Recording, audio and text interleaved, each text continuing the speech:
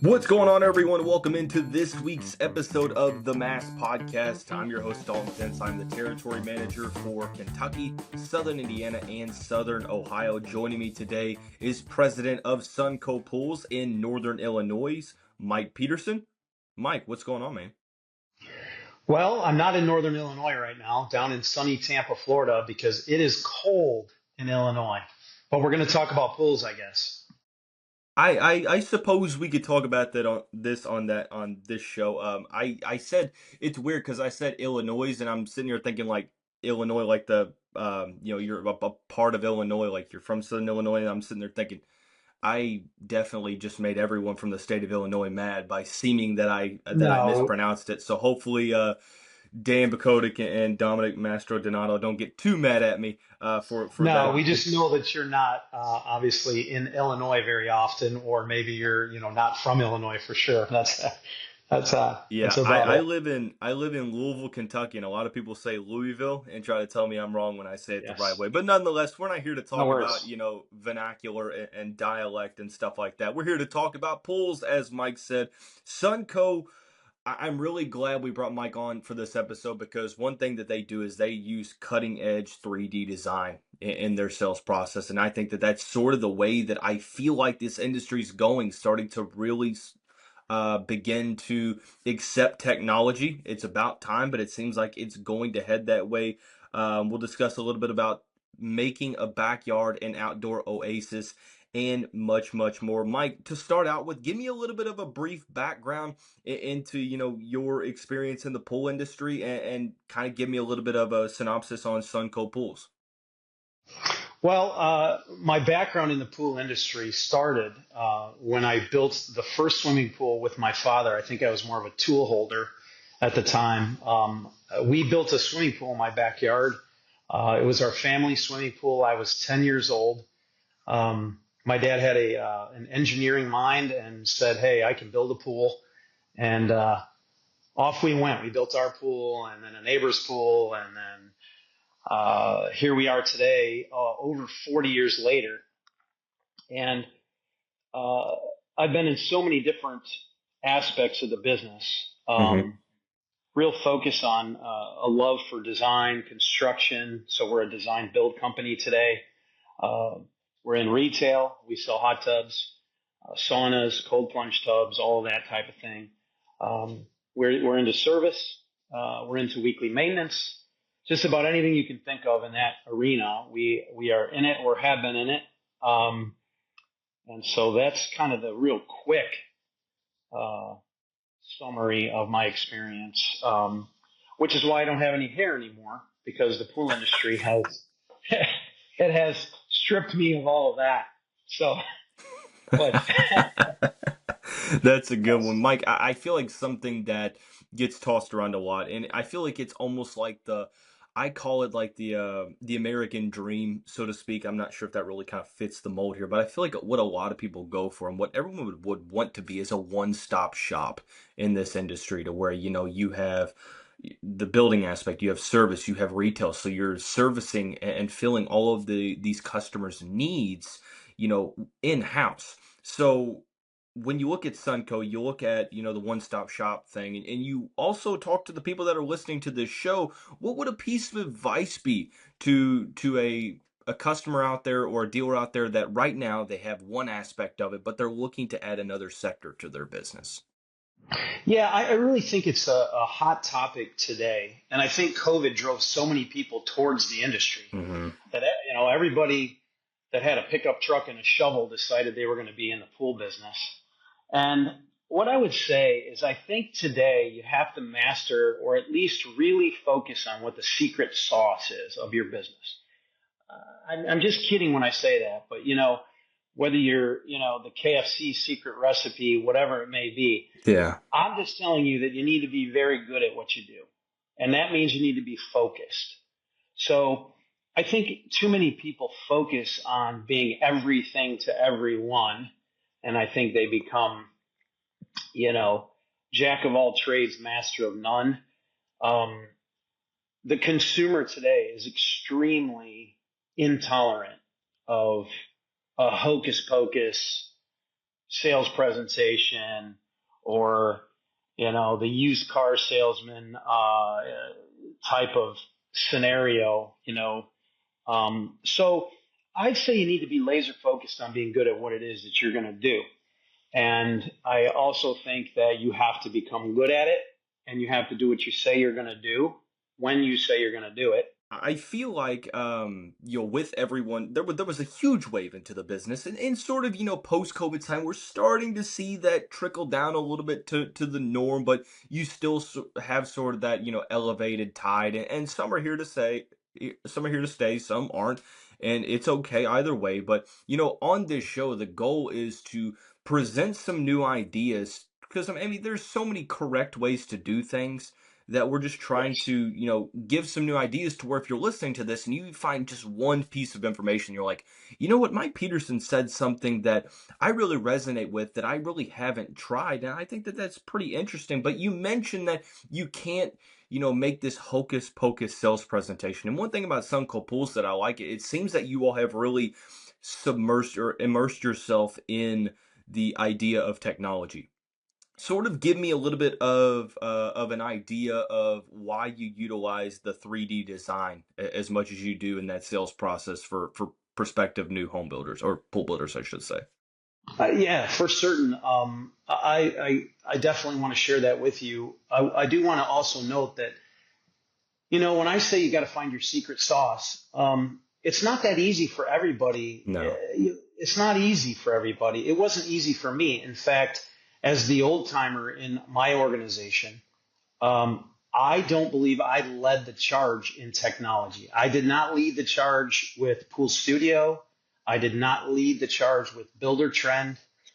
I was not really the one that was the force of that. I allowed the younger guys in my organization who live in that world to excel and bring us into this current wave of efficiency and of better sales presentations, better salesmanship, showing the dream. It makes us look so much more professional.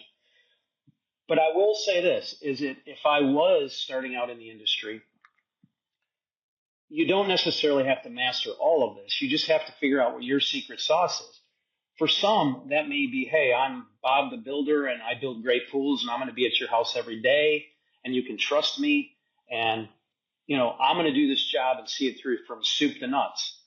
Maybe that's your secret sauce. Somebody else is going to say, hey, we are cutting edge.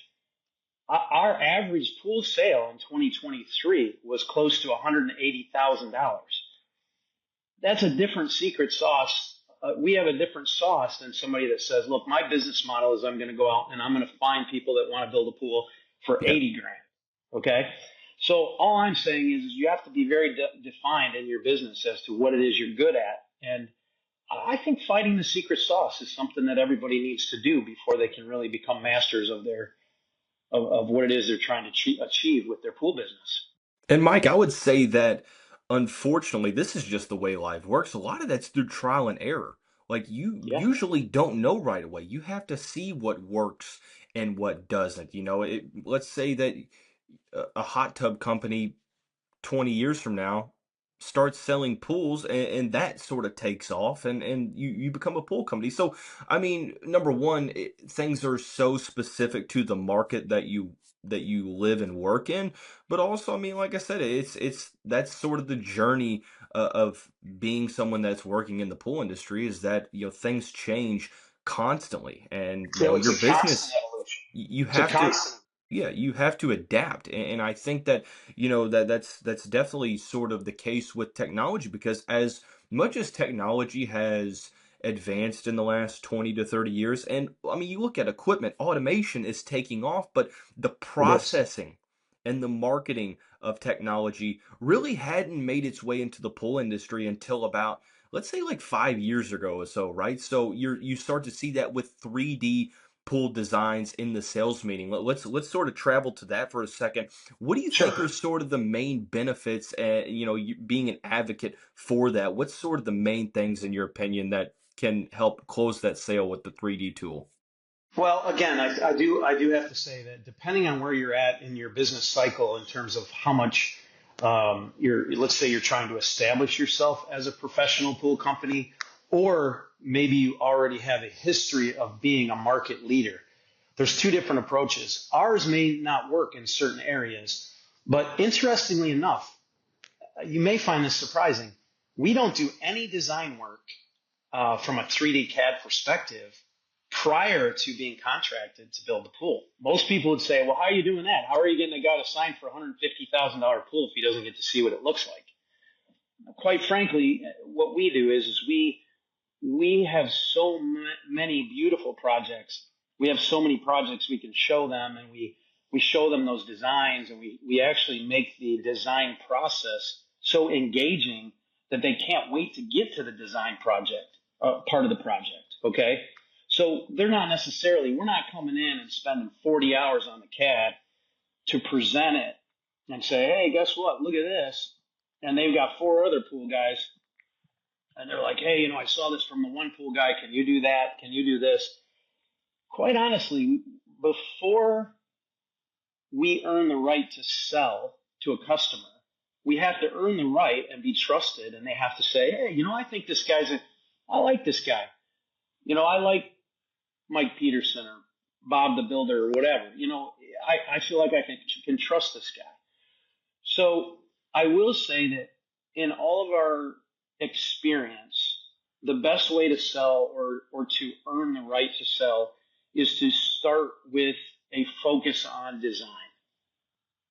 Nobody cares. In fact, I would tell you that, and now Hayward or Pentair would call me up and say, hey, don't say this online or to anybody, but I would tell you that probably 80% of our customers don't even know what heater, what pump, what filter. They don't even know. They don't know what the warranty is. They don't care about that. What they care about is the backyard resort, where they're going to live in the backyard resort. Where are you going to dine? Where are you going to entertain your friends? How cool does it look at night to have fire features going? Okay. So I would tell you that what the CAD design element has done is it has allowed us to deliver the promise of look what your backyard's going to look like. But maybe even more importantly, what it does is it starts what we call pool-itis. It starts oh my gosh, like we add a lot of things into CAD design that they didn't necessarily say they wanted. And then all of a sudden, our $100,000 pool projects got fire bowls and water features and spas. And so the design process is contagious. But in our world, we kind of hold that dear as almost something we are opening up to you once you choose us to be your pool contractor. I think it's pretty interesting. You go from just putting the pool in the backyard to, like you said, creating a backyard resort. And that's sort of the way that this industry is trending, is like, okay, if I'm putting a pool in this yard, why am I not getting all the other business? The grills and the outdoor kitchens and so on and so forth. What can you kind of tell me about everything you try to include in the backyard, and what's sort of your favorite thing to include in a package that say, okay, here's the first thing we're going to look at? Yeah. So I will tell you that I tell the guy down here at the marina bar that I'm in the pool business in Illinois, and they laugh and they say, people build pools in Illinois. I mean, heck, you'd hardly have any time to use it. And I'd say, it really isn't about the act of swimming anymore. I mean, it's about entertaining your friends. It's about sitting by the pool. It's about having the experience that you get entertaining your family and your friends and having that backyard oasis right outside your door. So in saying that, at any budget, and I say this to people all the time because I'm in conferences with barrier reef pools, fiberglass pools, and I'll be in conferences with builders, and they'll say, hey, I want nothing to do with grills. I want nothing to do with bars. I want nothing to do with this. I'm a pool builder. And I say, okay, well, if your secret sauce is working for you and you can go out and build 100 simple, basic backyard pools, go ahead. That might be your So be secret it, sauce. right? So be it. But what we have found is when we elevate And you know how you said it kind of, you learn. It's a learning experience. You Hmm. adapt and you learn. What we learned over the years, and I started building very simple vinyl liner swimming pools, 1,800 vinyl liner swimming pools I have in the ground. And the idea was simple, cheap, 3 feet of concrete around it. But what we found is that the market has evolved and has changed, and people want a different experience. It's not just about necessarily a pool for just the kids to take a dip in. Sure. So what we find now is that when we're creating these spaces, um, if you try to only serve up one part of the equation, consumers are savvy enough to know that that never goes well. Sure. It just doesn't go well because the pool guys fighting with the landscapers, fighting with the brick guys. It doesn't go well. So the way that we have wrapped it up in a bow is that we say, okay, we have 34 building weeks. We want to build 40 to 50 pools. Hmm. We want to try to dig about 2 a week. We want to drive within a radius of about an hour and a half in any direction, Sure. which gets us Chicago, Milwaukee, and Madison. And we go out and we hunt for people. And I say that very, very as an expression. We're not hunting people, but I'm saying that we are looking for. I would hope not. No, but it sounded horrible. It's like, yeah, we're out hunting people for a $200,000 pool project. Yeah. What we're looking for is we're looking for people that want something special, and they're in our wheelhouse. We want to build that project, and we have built some projects where we bounced off and said this project is too elaborate, it's too much for us. We're not $500,000. The $500,000 mark is just not for us. There's people out there in Chicagoland that thrive in that market. And you know why is that? Is because it gets too complex sometimes. Yeah. Sometimes it's too complex. So back to the secret sauce comment, like, we find that people want some form of outdoor kitchen to do their grilling. People love automation. In fact, we don't offer a pool without automation. It just isn't an option. I mean, we just use straight up Omni, Logic, Hayward, best of the best. Every pool's the same. And people love it. We love it because we put in the same pad every time. Sure. The only difference is basically water features and secondary bodies of water. But anyway, people want that lounger space for their loungers. They want that space for the bar, kitchen. They want some water features. And the water features are a game changer because it's like not only do they give an incredible audio enhancement because you hear the water, it's just one of those real powerful things where you walk up and go, yeah, that looks awesome. I think it's pretty interesting. 1,800 vinyl liners. You were installing liners that long ago? I started installing vinyl liner pools. Well, my first pool in the backyard Well, was back with I my mean, dad. 1,800 seems to be a Pools, little too long. 1,800 pools, I didn't realize that 1,800. they had liners back in the year 1800, but No, I'm no, no, just no, playing no. with If you. I if I s- I've got to mess with you. no, okay, yeah, no. We started in vinyl No, liner, and I'm just messing with and you. and I think that's a great pool, by the way. I mean, we don't build it today, Yeah. but I think it's a good pool. It's just again focusing on our business model. Listen, Mike Peterson installing vinyl liners since before Abraham Lincoln was around. That's pretty Those were dirt. interesting. But I Yeah, those were those were the days. Yeah, those were dirt ponds. Yeah. yeah, dirt ponds. Yeah. I think it's a really good mailbag question. That's kind of where we're going to transition over into this. Is we do have a weekly mailbag question, Mike. The question this week is, let me pull that back up. There we go. With all of the interesting things that are being added to the outdoor living spaces, what is one aspect, product, or product category that might not be popular now, but you think might be in the future? Hmm. Good question. I uh, I just was at the International Pool and Spa Show, and I guess the question maybe could be twofold. One is, or the answer could be twofold, and one being that I think technology is going to continue to play a role in the pool being easier to own. And I guess I can expand on that just a little bit and say salt has performed very well for us, and that technology has worked very well for us. But I really see an emerging ozone and UV addition to the pool, and I see consumers really wanting to have a pool that is less, that is a more chlorine-free bathing environment, maybe you will. So I think that technology is going to continue to evolve, and I think that's going to be a hot topic with consumers.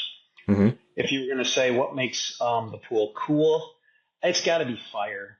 I mean, everybody knows that fire around pools are cool, but I even think in the hot tub industry, um, I think that there's something that I think the element of fire by pools and spas adds an incredible ambiance at night, and it's very alluring. And so I see fire as being something that is going to continue to be a very big player in design. I would agree with that. You're starting to see fire in a lot of different ways, not just fire bowls, but I mean fire tables. I mean, there's fire structures. I mean, you name it. A lot of companies can make it happen. Mike, last question before we get out of here. Thank you for your time and everything.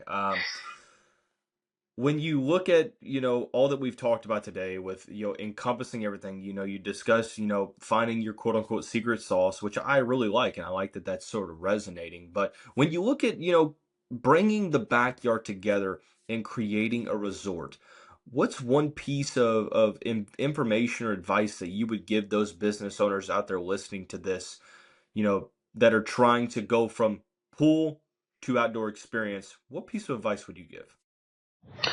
I would say that even if you don't get into those disciplines of the fence, maybe you don't get into the fence, you don't get into landscaping, maybe you don't get into those things. I think that you should do your best to try to find contractors that you trust, that you can work with, and that you can be somewhat of a lead liaison for the customer. I think you should be able to provide these services to make this a turnkey thing. And I think from a white glove perspective, um, I see a lot of landscapers doing this. Hey, we can build pools. Good. Maybe you can build a pool, and maybe you actually have the ability to build that structure and things like that. But it's about the ownership experience over time. The Sure. ownership experience over time is where a lot of these people are falling short. So even if you're not going to bring and encompass all of that into your business, you need to find um, sister companies or other people that are willing to, let's say, take on a weekly maintenance program for the pool that you just built. Hmm. Um, and that's not always easy, because what you're doing is you're taking other businesses and other personalities and you're trying to blend them all together. Sure. But if you don't offer that, I think even in hot tubs, the more white glove, the more spa side training, the more care. That's right now in this industry where that's the secret sauce of why someone chooses you versus somebody else. Sure. I like that a ton.